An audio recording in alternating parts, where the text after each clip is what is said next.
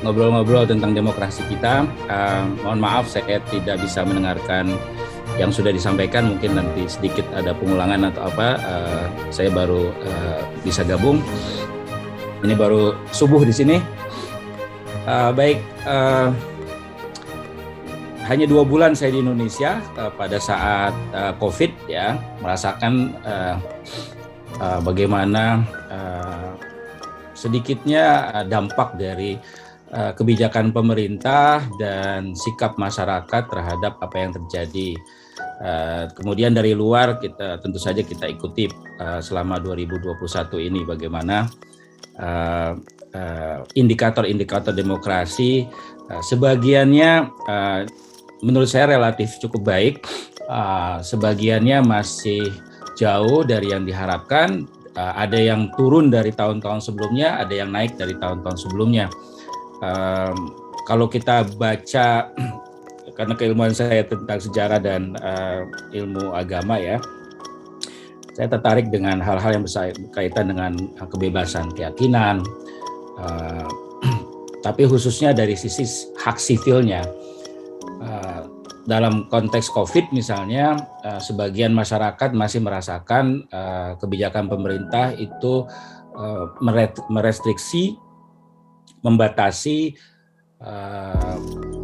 kebebasan berpendapat dan kebebasan mengekspresikan keyakinan agama dalam hal misalnya soal COVID ya. Di Amerika juga sama, jadi banyak kebebasan beragama itu digunakan untuk menolak vaksinasi misalnya, menolak restriksi, menolak protokol kesehatan dan seterusnya. Dan di Indonesia saya melihat juga ada seperti itu. Jadi ada penggunaan prinsip-prinsip yang biasanya ditolak, seperti kebebasan keyakinan untuk orang lain, tetapi makin digunakan untuk diri sendiri atau kelompok sendiri. Jadi untuk kepentingan sendiri. Jadi kebebasan itu di Indonesia saya melihat masih untuk kebebasan keyakinan sendiri atau kelompok sendiri, tapi tidak setara, tidak adil untuk keyakinan atau kelompok yang lain. Karena itu saya melihat indikator-indikator seperti Freedom House yang menurunkan jadi 59 dari 100 misalnya untuk level kebebasan Indonesia. Tahun sebelumnya 61, jadi 61 jadi 59, antara lain karena itu, karena hak-hak liberty atau political liberty dari minoritas keyakinan itu pada tahun 2021 turun. Kelompok-kelompok keyakinan ini termasuk yang dianggap bukan agama, karena negara sampai sekarang di Indonesia masih mendefinisikan agama. Apa itu agama?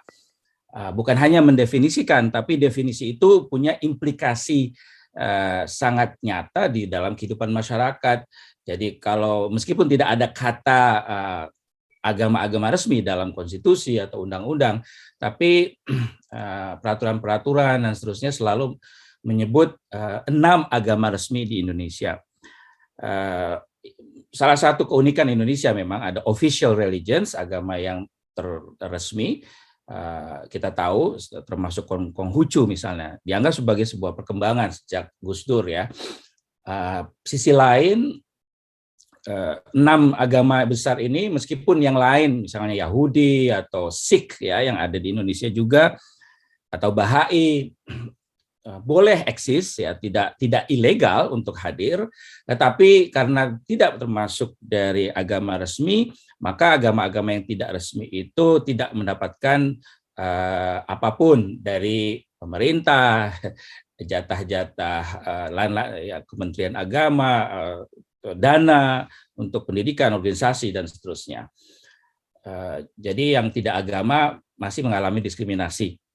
Kemudian selain yang tidak agama, termasuk aliran-aliran kepercayaan yang dikenal sebagai agama-agama lokal juga masih mengalami diskriminasi. Ya, dalam hal KTP ada peningkatan, kolom agama boleh kosong atau mungkin boleh menulis aliran kepercayaan. Ya, itu menurut saya satu perkembangan. Sehingga kenapa KTP ini penting, karena punya implikasi untuk sertifikat kartu nikah, untuk KTP juga bisa untuk kuliah, jadi daftar di PNS dan seterusnya. Jadi hak-hak bagi kalangan yang kita kenal sebagai penganut agama lokal itu juga ada peningkatan, tapi masih belum cukup setara dibandingkan dengan agama-agama yang dianggap agama resmi. Itu yang kedua, ya. Yang ketiga terkait dengan indikator demokrasi dalam hal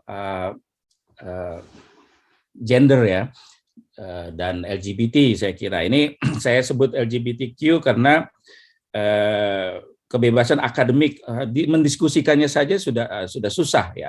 Di kampus-kampus negeri selalu ada intimidasi atau mungkin tidak ada izin kalau ada diskusi yang dianggap melawan keyakinan atau pemahaman umum tentang apa itu gender, termasuk juga ideologi, ya, diskusi tentang komunisme, sosialisme dan seterusnya. Itu juga masih sangat tabu atau mungkin ada self censorship. Wah, nanti nggak bisa diterima. Jadi dalam soal LGBT ini saya kira masih belum berkembang di Indonesia. Selalu dianggap atau dicap sebagai liberal, ya. Dan itu menurut saya cap-cap itu sangat-sangat efektif untuk merestriksi bagaimana orang itu secara sebagai akademisi, sebagai aktivis itu melakukan self censorship. Jadi mensensor diri sendiri sebelum terlibat, ya, sebelum memulai sesuatu. Karena ada intimidasi sosial, agama, organisasi agama, pemerintah di dalamnya juga aparatur PNS dan semuanya itu membuat kebebasan sivil kebebasan untuk berekspresi itu menjadi terbatasi. Dan saya kira demokrasi yang baik itu adalah bukan hanya dia demokrasi yang protektif, ya. Ada indikator, ada nama demokrasi protektif, ya, melindungi hak individu. Tetapi demokrasi yang selama ini kita lihat melindungi, ya, kita sudah kenal dengan oligarki, ya. Indonesia itu sangat melindungi penguasa, pengusaha dan seterusnya. Jadi kartel politik, oligarki itu masih sangat kuat di Indonesia. Dan demokrasi yang menurut saya yang harus ke depan adalah bukan hanya demokrasi pluralis yang memprotek setiap hak, bukan hanya hak kelompok, tapi juga hak individu, otonomi individu. Ada yang menurut saya juga perlu diingatkan kembali tentang demokrasi. Kita cenderung melihat sesuatu itu dari segi kelompok. Jadi hak-hak kelompok, hak-hak gerombolan, gitu. Tapi termasuk kelompok-kelompok kepentingan, ya. Tapi juga sebetulnya hak individu atau otonomi individu. Seseorang harus bisa bebas menyatakan keyakinan, ketidaksetujuan tentang apa saja. Dan karena itu kebebasan adalah salah satu syarat demokrasi yang pluralis. Tetapi ada demokrasi yang lebih tinggi lagi, yaitu demokrasi partisipatori. Demokrasi yang membuat setiap orang berpartisipasi, merasa bagian dari demokrasi. Nah, ini menurut saya poin terakhir, hanya sekedar nambahin dari mungkin sudah disampaikan. Partisipatori ini atau partisipasi demokrasi yang melibatkan semua warga. Jadi setiap warga itu harus merasa dia bagian dari proses demokrasi. Perkembangannya sudah sangat baik, tetapi dia harus kuat partisipasinya, harus aktif partisipasinya. Dan kesetaraannya itu bukan hanya kesetaraan politik, tetapi ada kesetaraan ekonomi, kesetaraan sosial, dan ada nilai-nilai civic, ya. Nilai-nilai civic ini, nilai-nilai kalau bahasa Arabnya itu watoni, ya, nilai-nilai civic ini seharusnya dalam konteks berbangsa dan berdemokrasi itu lebih tinggi daripada nilai-nilai partikularitas agama. Jadi norma agama itu masih dianggap sebagai pembatas. Jadi norma agama, itu bertentangan dengan norma agama. Bahkan sering disebut budaya timur. Nah, ini juga salah satu kelemahan Indonesia. Budaya timur, budaya barat, kemudian norma agama. Wah, itu bertentangan dengan norma agama, nilai-nilai agama, bertentangan dengan moralitas. Ini yang menjadi pembatas yang menurut saya harus difikirkan sama-sama. Jadi nilai-nilai agama ini sering justru membatasi kebebasan yang seharusnya kebebasan itu terjamin 100%. Jadi pasal ketuhanan yang Maha Esa, kemudian undang-undang penodaan agama, ya menurut saya itu harus di-rethink, harus dipikirkan kembali dalam konteks kebebasan berkeyakinan. Jadi norma-norma agama ini harus dipikirkan nih, oh itu bertentangan keyakinan, maksudnya apa? Karena biasanya norma-norma agama itu kemudian dirujuk atau merujuk kepada organisasi agama, majelis-majelis agama, fatwa-fatwa. Jadi pemerintah pun masih berdasarkan masih berdasarkan pemahaman mainstream, pemahaman arus utama tentang apa itu agama. Jadi yang dianggap berbeda saja, hanya sekedar berbeda, itu dianggap mengganggu ketertiban umum. Nah, salah satu hal yang membatasi juga adalah ketertiban umum. Ini sering digunakan termasuk oleh aparat keamanan. Nah, ini menurut saya itu saja sekedar poin-poin yang saya pikirkan terkait dengan kondisi demokrasi kita. Terima kasih, mohon maaf ada yang sedikit sampaikan. Saya kira apa yang sebagian yang saya dengar yang disampaikan, sebetulnya setiap orang ya di Indonesia bahkan di dunia, demokrasi itu masih sesuatu yang dihargai ya, di something that people are striving for. Jadi demokrasi itu semua orang tuh ingin demokrasi sebetulnya. Meskipun misalnya dia anti demokrasi dengan khalifah, dan segala mau kembali ke Orde Baru dan seterusnya, pada prinsipnya semua orang itu ingin dia punya hak untuk bicara. Dan itu yang diberikan oleh demokrasi. Jadi itu yang menurut saya membuat saya selalu optimis ya. Dan demokrasi itu sendiri punya kemampuan untuk beradaptasi. Jadi demokrasi bukan sesuatu yang rigid, dimanapun juga, termasuk di Amerika, dia mempunyai kemampuan adaptabilitas. Jadi kemampuan juga, demokrasi punya kemampuan merespon juga. Jadi bukan hanya manusianya, sistemnya, tapi demokrasi itu sendiri punya kemampuan merespons, beradaptasi dengan apa yang terjadi. Tapi yang terakhir yang ingin saya sampaikan, terlepas dari masalah kebebasan, ya, freedom yang sering disalahartikan, ada aspek dari freedom yang beda, yaitu liberty atau liberation lebih tepatnya, pembebasan.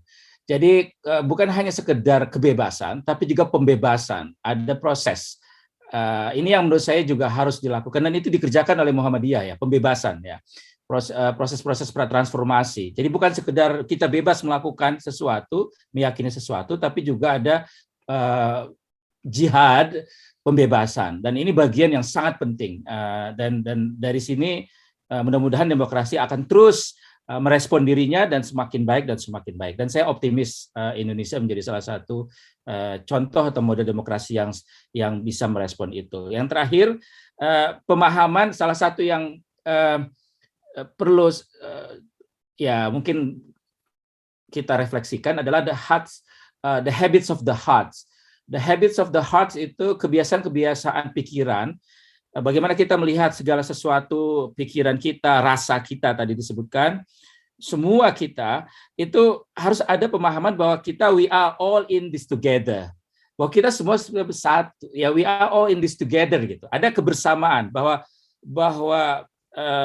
other yang kita sebut sebagai other yang lain itu bukan musuh ya, bukan strange, bukan alien, tapi adalah bagian dari kita. Kalau kita menginginkan kebebasan untuk diri kita, berarti kita pada saat yang sama harus memberikan kebebasan yang sama kepada orang lain. Nah, ini pemahaman yang seperti ini harus terus kita ceramahkan, kita lakukan ya. Bagaimana setiap orang ingin punya hak, punya bebas diakui, pada saat yang sama dengan cara seperti itu memberikan hak yang sama kepada orang lain. Itu aja sebenarnya. Ya, saya bebas melakukan ini, tapi kenapa kamu tidak memberikan kebebasan kepada orang lain? Jadi kembalikan saja kepada mereka yang ingin memberikan kebebasan, tapi menolak kebebasan orang lain. Itu aja. Jadi we are all in this together, dan kita semua bersama dalam satu yang sama. Bumi ini punya kita bersama. Indonesia salah satu saja, tapi dunia adalah bagian dari kita, termasuk juga alam semesta. Terima kasih sekali lagi, luar biasa. Sukses selalu, selamat tahun baru, semoga sehat selalu, tetap jaga protokol kesehatan, termasuk kami yang di Amerika. Sekali lagi mohon maaf, Assalamualaikum warahmatullahi wabarakatuh.